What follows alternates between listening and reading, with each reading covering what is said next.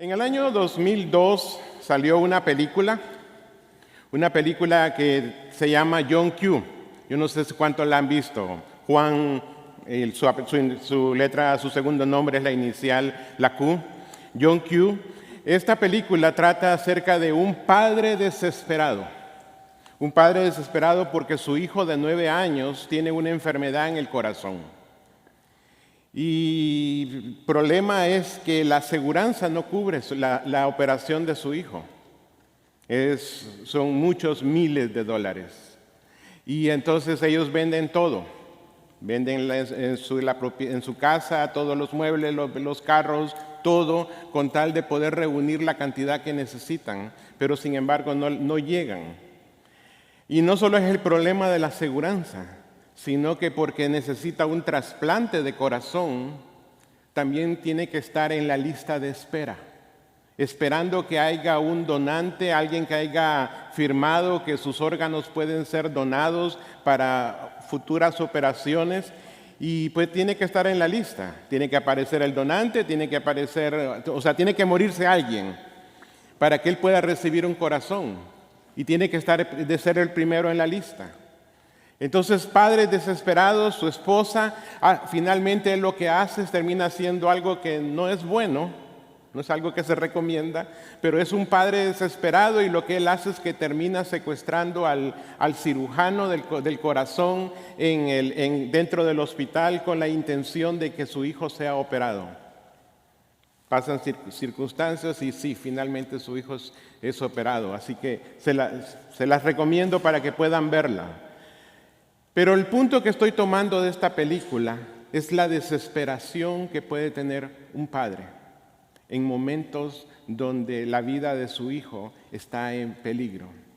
Y de eso se trata la lección que vamos a ver en esta mañana, este encuentro con el Señor Jesucristo. Es el encuentro de la hija de Jairo y de la mujer que tocó el manto de Jesús. Son dos historias que el Señor se ha encargado de ponerlas juntas, entrelazadas, de tal manera de mostrar la desesperación en dos personas completamente diferentes. Así que les voy a suplicar que me acompañen, si usted tiene su Biblia, al Evangelio de Lucas, capítulo 8.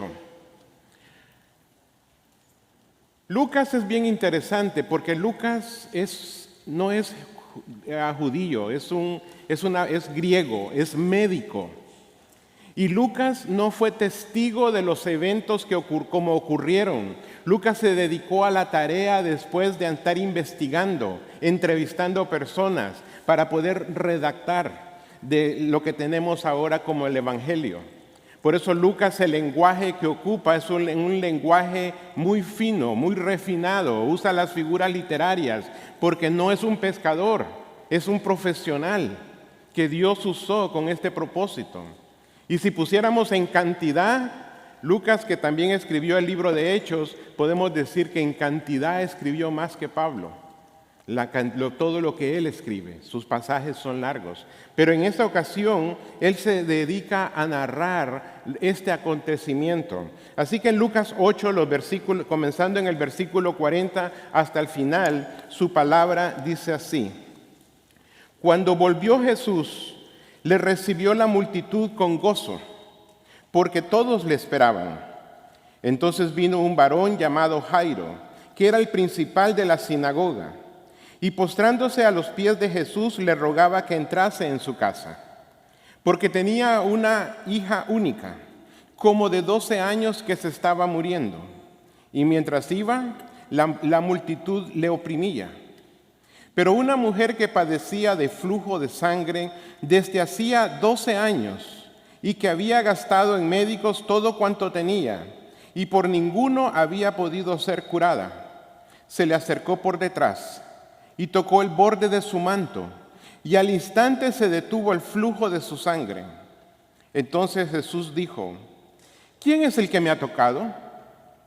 Y negando todos, dijo Pedro, los que con él estaban: Maestro, la multitud te aprieta y oprime y dices: ¿quién es el que me ha tocado? Pero Jesús dijo: alguien me ha tocado, porque yo he conocido que ha salido poder de mí. Entonces, cuando la mujer vio que no había quedado oculta, vino temblando y postrándose a sus pies, le declaró delante de todo el pueblo por qué causa le había tocado y cómo al instante había sido sanada. Y él le dijo: hija, tu fe te ha salvado, ve en paz.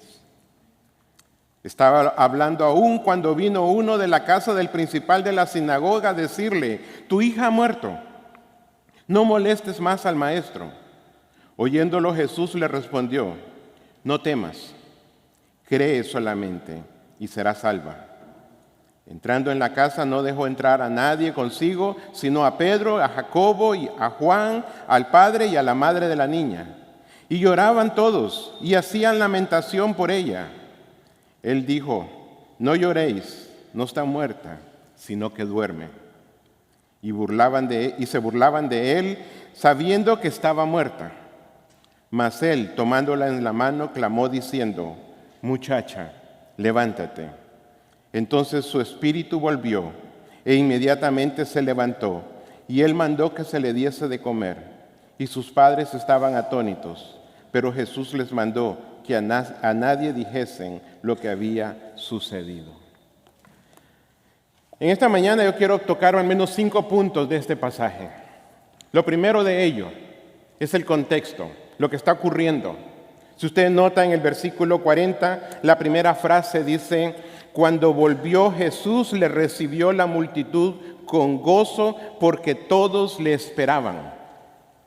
Si usted lee después en su casa, usted lee los versículos anteriores, se va a dar cuenta algo que el Señor hacía, el Señor Jesucristo hacía con sus discípulos, es que mientras estaba en su año público, cerca de las personas le seguían por los milagros que Él estaba haciendo. Les daba de comer, los sanaba sus vidas y la gente quería estar ahí. Pero Jesús también se tomaba tiempos de descanso, tiempos para pasar con sus discípulos, para poder entrenarlos. Solo van a ser 3 años. Tenía que entrenarlos, hablarles de lo que ellos iban a continuar haciendo en adelante. Pero a veces en el proceso en lo que él se retiraba, en ese tiempo de retiro, surgían situaciones donde tenía la oportunidad de sanar a alguien. Dice que el texto, cuando está hablando de volver, es lo que había sucedido, es que se había ido al otro lado del mar muerto, del mar de Galilea, perdón.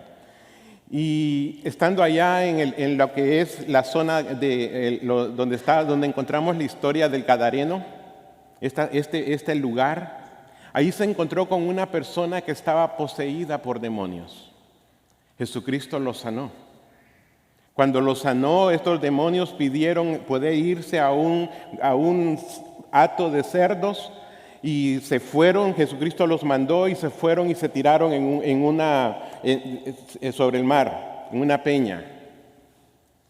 Cuando los que cuidaban estos hombres, dice, estos animales, fueron a avisar al pueblo y regresan, la gente, en lugar de estar contenta por el milagro que él acababa de hacer, por la liberación de este hombre, le dijeron: vete. Y dice el texto que Jesucristo se fue. Él hace milagros, pero cuando las personas no le glorifican y le piden que se vaya, Él se va. Él no se queda a la fuerza. Él espera que cada una de las personas abran su corazón para entrar. Pero cuando regresa a este lugar, y es lo que está diciendo el texto, cuando regresó la gente lo estaba esperando con gozo, la multitud. Ahora, en lo que acabamos de leer, usted nota que había una multitud de personas esperándole, pero solamente 2 personas recibieron el milagro. O sea, los demás eran espectadores. Así que al comenzar este estudio, yo te quiero hacer una pregunta a ti. ¿Eres espectador o quieres ser parte del milagro? Podemos entrar en esta mañana, en este lugar, o a través de los medios sociales, podemos escuchar el mensaje, ser entretenidos y salir igual como entramos, o podemos salir transformados por el poder de su palabra. Y esa es la elección que tú y yo tenemos que hacer en esta mañana. ser diferente a como hemos entrado. No importa tu condición, seas creyente o no, Dios quiere que esta mañana tú salgas diferente, que seas parte de este milagro. Entonces encontramos no solamente el contexto en lo que está ocurriendo, sino que ahora también encontramos la desesperación. Encontramos que un hombre, un principal de la sinagoga, dice, o sea, estamos hablando de un hombre que era rico. Era un hombre que estaba en control de las sinagogas, era el administrador de la sinagoga. Era alguien que toda la gente cuando pasaba lo conocían, sabían quién era. Era un hombre que tenía recursos económicos. Pero dice la historia que por 12 años había gozado de su única hija, pero que ahora está enferma. Y su enfermedad es una enfermedad de muerte. Quizás como siendo parte de la sinagoga, en algún momento se opuso al Señor Jesucristo, a su mensaje, pero ha escuchado. Así como cuando el pastor Rey hablaba de Zaqueo, que escuchó historias. Y eso preparó el terreno para él, para el momento de su encuentro con el Señor Jesucristo. Probablemente este hombre Jairo también ha venido escuchando los milagros de Cristo. Y al darse cuenta de que su hija está enferma, y lo más seguro es que él ya acudió a médicos, ya acudió a los recursos de los que él dispone y ha llegado al punto de darse cuenta que su hija, el único que la puede salvar de esta enfermedad de muerte es el Señor Jesucristo. Y por eso se acerca. En otro de los textos similares de los evangelios sinópticos en Mateo, dice que lo que le está pidiendo es que vaya y que la toque. Porque tiene esa fe de que si el Señor va y toca a su hija va a ser sanada. Pero recordemos el escenario, el ambiente. Hay mucha gente, hay una multitud. ¿Ha ido usted cuando va tarde a un lugar y quiere correr y va en su vehículo y el semáforo se pone en rojo? Y luego adelante va una ancianita que va en una calle de 50, va a 25 y usted va diciendo apártate porque quiero correr, quiero llegar rápido. Me imagino que ahí está Jairo de la misma manera queriendo llevar al Señor Jesucristo para que vaya a ver a su hija que está muriéndose, para que Él ponga sus manos y sea sanada. Hay una desesperación. Pero justo ocurre mi tercer punto, la interrupción. Es interrumpido por una mujer que también está desesperada. Ahora déjeme hacer un punto aquí. Al Señor Jesucristo le gustan las interrupciones. A Él le encantan las interrupciones. A veces nosotros pensamos, no, yo no le llevo al Señor Jesucristo mi problema porque mejor que ayude a alguien más. No importa pequeño o grande que sea tu situación, el Señor quiere que tú le lleves tu problema. Porque Él va a interrumpir todo lo que está haciendo para poder ayudarte, para poder sanarte. ¿Se acuerdan cuando Él está dentro de una casa que está sanando y hay 4 hombres que llevan a su amigo y al no poder entrar, dice que abrieron un agujero en el techo y lo bajaron e inmediatamente paró todo lo demás para sanar a este hombre? A Jesucristo le encanta ser interrumpido. Así que busca al Señor en todo tiempo y lo vas a encontrar. Señor Jesucristo sabe de la desesperación de Jairo. Él conoce la desesperación de Jairo. Sin embargo, esta situación que aparece con esta mujer, Jesucristo se detiene. Ahora, la historia nos dice que esta mujer es una mujer que tiene una enfermedad. Y creo que aquí las hermanas creo que entienden mejor esta historia. Tiene un flujo, una hemorragia. Marcos va a decir que no solamente que ha visitado médicos, sino que los médicos la han hecho sufrir. Marcos dice que todavía su situación va en peor. Esta mujer sufre de una situación que es, vamos a decir, bochornosa, avergonzante, aislante, Porque en aquel entonces, de acuerdo al Levítico 15, cuando alguien estaba en su periodo, en esa visita mensual, la aislaba aún de congregarse en la iglesia, ceremonialmente, religiosamente o ceremonialmente, vamos a decir, o sea, no se podía acercar al templo porque en ese momento su cuerpo estaba inmundo. Y si algún familiar se acercaba y la tocaba, su familiar también tenía que aislarse a causa de esto. Ahora imagínense esta mujer que coincide con 12 años. No porque los 12 signifique algo, aunque en la Biblia representa algo, pero no es que la Biblia está tratando de hacer una tipología del 12, sino que está hablando de la misma manera que este hombre ha gozado a su hija por 12 años, esta mujer por 12 años ha sufrido también. Ha sufrido con esta enfermedad. Yo sé que hoy en día, o sea, las mujeres no es que sea agradable, pero es natural. Para algunas yo sé que es doloroso. Para algunas inclusive tienen que guardar reposo. ¿Qué sucede cuando hay un retraso en el cuerpo de 2 o 3 meses? Es una hemorragia, muchas veces. Ahora imagínense esta mujer por 12 años viviendo esta situación, aislada. Quizás era una persona joven, pero a causa de tanto perder sangre. Y no es que fuera una hemorragia continua porque hubiese muerto, pero era repetitiva. Algunos piensan que quizás era una endometriosis, lo que ella tenía. Pero por 12 años estar en esta situación. Y esta mujer, en un intento desesperado, ha probado médicos, ha probado todo lo que el mundo le puede ofrecer. Y dice, si tan solamente toco el borde de su manto, porque ella sabía que ni siquiera podía tocar a nadie. Es como que si alguien viniera detrás y me tocara esta parte del saco, yo no me daría cuenta, porque no es parte de mi cuerpo.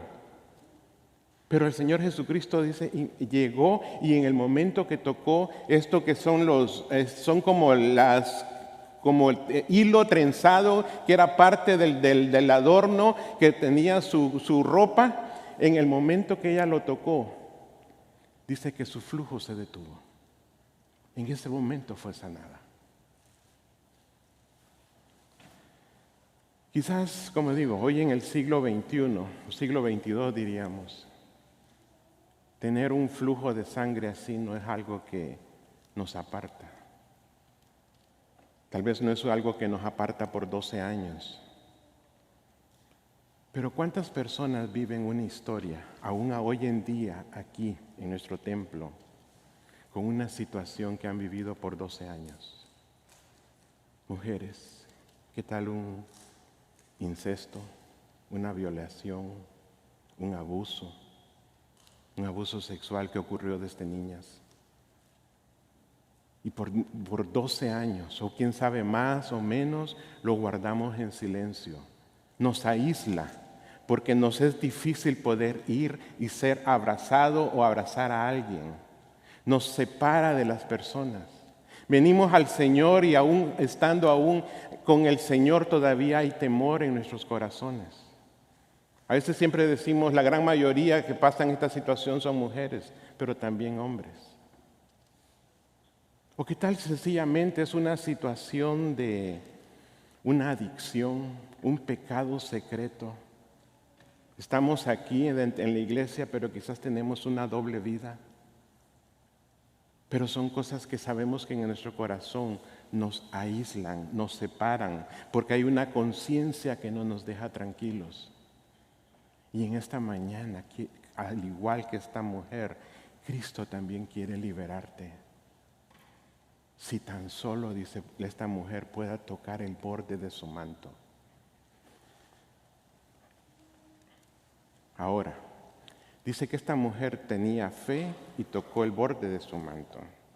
Hermano, entonces me está diciendo usted que si uno tiene mucha fe, entonces uno puede robar la bendición del cielo y Dios ni siquiera se da cuenta. No, eso no es lo que está diciendo el texto. El texto no está diciendo que si tú tienes mucha fe, si eres un millonario en fe, eso no está diciendo el texto. Y algunas veces, tanto hermanos bien intencionados o a veces nosotros mismos pensamos, si yo hubiese tenido mucha fe, mi hijo no se hubiera muerto. Si yo hubiera tenido mucha fe, mi matrimonio no hubiera terminado. Hermanos, no se trata de cantidad de fe, se trata en quién hemos depositado nuestra fe, en la persona del Señor Jesucristo. No se trata que tú tengas más fe o menos fe, sino en quién depositas tu fe para que ocurra el milagro. Jesucristo no está diciendo aquí de que Él no se dio cuenta qué fue lo que pasó, que se le robaron este poder de sanidad. No, Él sabía. Pero lo que está sucediendo hasta este momento es que esta mujer solamente ha sido librada de su enfermedad. Por eso es que Jesucristo va al siguiente punto, busca una confesión. Cuando Él pregunta, ¿quién me ha tocado? Uno diría, qué injusto el Señor Jesucristo. La va a poner al frente para que dé su testimonio. Va a hablar de la situación que ha vivido, de su vergüenza. No.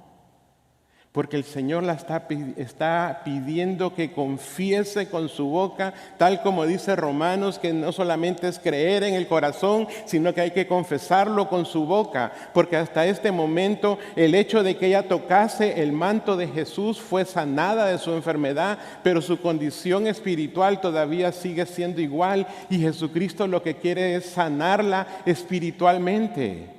Muchas veces, hermanos, nosotros estamos orando porque una persona deje de tomar, porque su matrimonio se arregle, pero no estamos orando porque venga a los pies de Cristo. ¿De qué sirve que una persona deje de tomar si al morir va al infierno? Jesucristo está más interesado en el alma de las personas. ¿Se acuerdan aquellos 10 leprosos que Cristo sanó? Dice que solamente uno regresó. Y Jesucristo le dijo lo mismo. Tu fe te ha sanado. Y cuando habla de esa palabra sanar, es una palabra que en el original tiene que ver con la salvación espiritual, más que con la salvación física. Yo no sé si Dios va a sanar nuestras necesidades físicas, pero lo que sí quiere sanar es tu alma, la relación con Él. Y esto fue lo que Él buscó cuando pide que esta mujer, ¿quién me tocó? Y esta mujer quizás temblando regresa y delante de todos expone lo que acaba de ocurrir. ¿Quién es ella? ¿Qué es lo que ha estado aconteciendo? Y cómo en el momento que tocó el manto del Señor Jesucristo fue liberada. Jesucristo, ¿cuál fue la respuesta que Él le da? Le dice, hija. ¿Qué dice la Biblia? Que en Juan 1:12, que todos los que le recibieron y creen en su nombre, les ha dado la potestad de ser hechos hijos de Dios. La gente puede creer, pero hay que recibirle. Y en ese momento creo que es la única vez que Jesucristo le llama a una mujer hija. La hace parte de su familia. Eso es lo que el Señor quiere hacer en esta mañana. Quiere a cada uno de nosotros que seamos parte de su familia, que vengamos a Él, no solamente porque estamos buscando una sanidad física, sino Él quiere sanar nuestra alma, quiere despojarnos de todas estas cosas que por años hemos traído con nosotros y que son una carga. Y que Él quiere tomarlas, Él quiere crucificarlas en la cruz para que tú seas libre del pecado. Y no solamente le dice hija, sino que viene y le dice en el versículo 48, tu fe te ha salvado. ¿Tu fe en quién? Tu fe en la persona del Señor Jesucristo. Y esta palabra salvado es la palabra que representa más que su sanidad física, representa su sanidad espiritual. Y solamente cuando tenemos esa sanidad espiritual es cuando puede haber paz, no antes. Muchos de nosotros estamos buscando esa paz y por más que la buscamos, creo que ya en el pasado una vez Daniel López nos habló de la paz Y por mucho que el hombre la busque a través de las armas, de las guerras y todas estas cosas, del tener mucha seguridad, la paz espiritual solamente nos la da el Señor Jesucristo. Finalmente, hemos visto el contexto, la desesperación, la interrupción, la confesión. Y mi último punto, después de que el Señor Jesucristo ha sanado a esta mujer, dice el texto que llegan a decirle a Jairo, Jairo, tu hija ha muerto, ya no molestes al Señor. Me imagino que en ese momento Jairo su corazón se entristeció, se compungió, porque aunque acababa de ser testigo de la sanidad de una mujer, recordemos que él estaba desesperado por llevar al Señor Jesucristo que fuese a tocar a su hija para ser sana. ¿Cuántas veces nosotros estamos diciendo, ya no hay tiempo? En el Señor nunca es tarde. Nunca es tarde. A veces estamos pensando, no, yo ya tuve mi vida y lo que no pude arreglar, ni modo, así se queda, así va a seguir hasta que me muera. O muchas veces quizás nosotros estamos en una situación de divorcio y estamos pensando que la situación ya llegó al punto donde ya no hay nada que hacer. O un negocio se vino abajo y ya no hay nada que hacer. O una relación con otra persona de cualquier tipo y estamos pensando, ya no hay nada que hacer. Probablemente eso es lo que cruzó en la mente de Jairo. Mi hija murió. Bueno, por lo menos lo intenté. ¿Cuál fue la respuesta del Señor Jesucristo? No tengas temor, cree. Hermanos, para Dios no hay tiempo. Dios está afuera del tiempo. Él puede responder en el último minuto, del último minuto, del último minuto, o si podríamos decir segundo del último segundo. Dios solamente a veces permite las situaciones para llevarnos a un punto donde podamos caer delante de Él. Probablemente Dios permitió que lo que Jairo acababa de ver en la vida de esta mujer pudiera servirle para edificar su fe, para que él creciera en fe, para que pudiera ver lo que Dios es capaz de hacer, que Dios tiene control sobre la enfermedad, Dios tiene control sobre la muerte. Dios no está limitado. Así que déjame decirte en esta mañana, si tú estás pensando que para tu situación personal ya no hay solución, humanamente, quizás no. Pero el Señor no ha dicho la última palabra. Ahora la pregunta es, ¿dónde estás poniendo tú tu fe? ¿Dónde ponemos nuestra fe? ¿En las circunstancias, en las personas, en lo que nos rodea? ¿O la estamos poniendo en el Señor Jesucristo y estamos esperando que Él obre? Yo no te puedo decir si que Él va a resucitar a un muerto hoy en día. Eso yo no lo puedo decir porque no se trata de eso. Se trata de quién depositamos nuestra fe, en la persona del Señor Jesucristo. Y cuando el Señor llega, y esta niña ha muerto.